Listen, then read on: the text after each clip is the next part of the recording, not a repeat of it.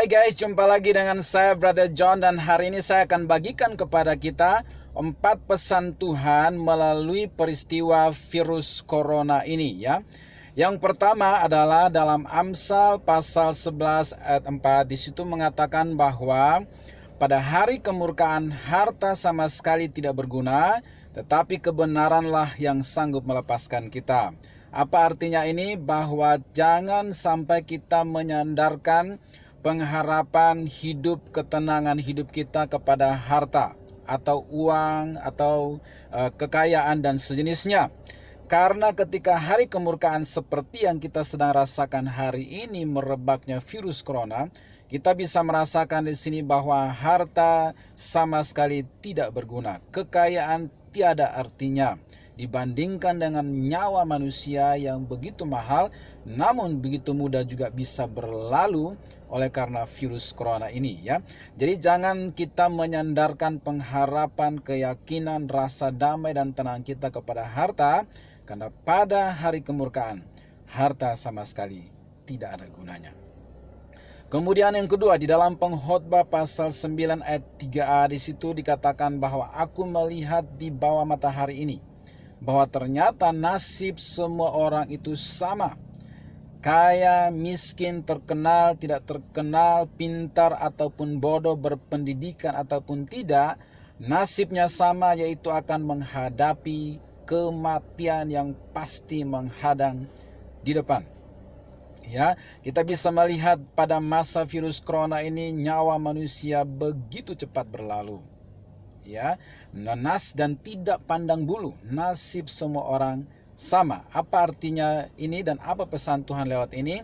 Sekali lagi, jangan tinggi hati, jangan sombong, jangan memandang rendah orang lain.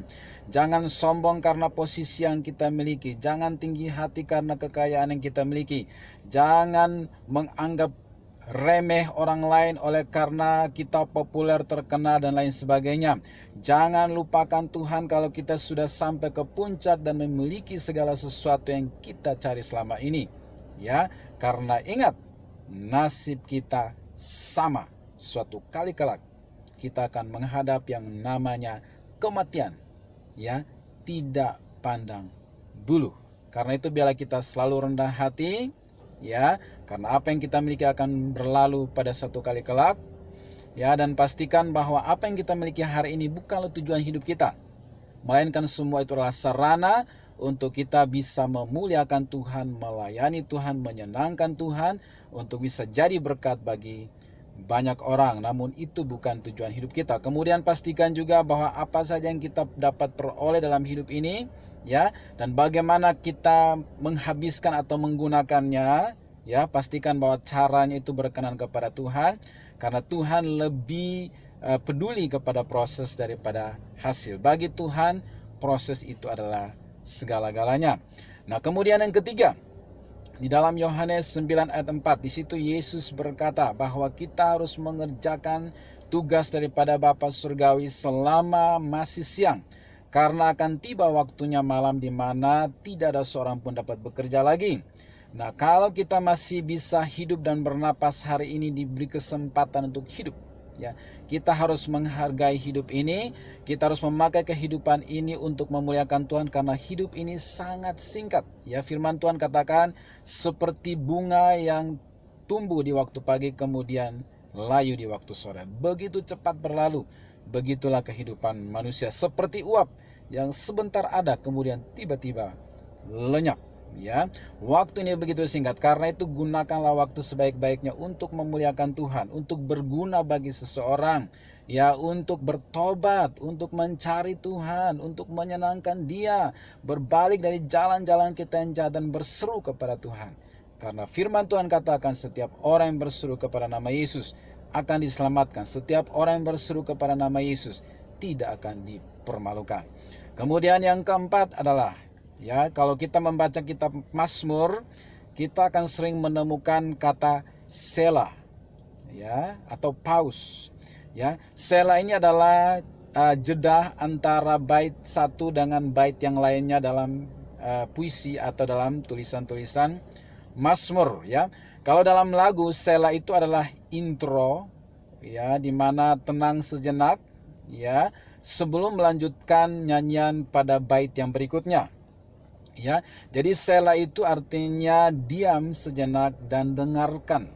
Ya, pause sebentar, kemudian dengarkan sebelum melanjutkan. Ya, inilah waktu yang terbaik untuk kita sela. Ya, berdiam di rumah sejenak, berdoa di rumah bersama keluarga, merefleksi diri, refresh kehidupan ini, ya, introspeksi diri, sela sebelum kita akan melanjutkan kehidupan kita berikutnya jika Tuhan mengizinkannya dalam kehidupan kita, ya.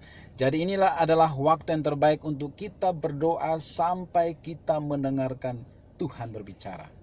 Inilah waktu yang terbaik untuk kita sela, diam sejenak dan mendengarkan Tuhan berbicara kepada kita. Di mana waktu-waktu seperti itu mungkin sulit kita temukan di waktu-waktu normal di mana kita sibuk bekerja ataupun melayani. Sekali lagi, inilah waktu yang terbaik untuk sela, ya. Stay home, ya. Sela. God bless you.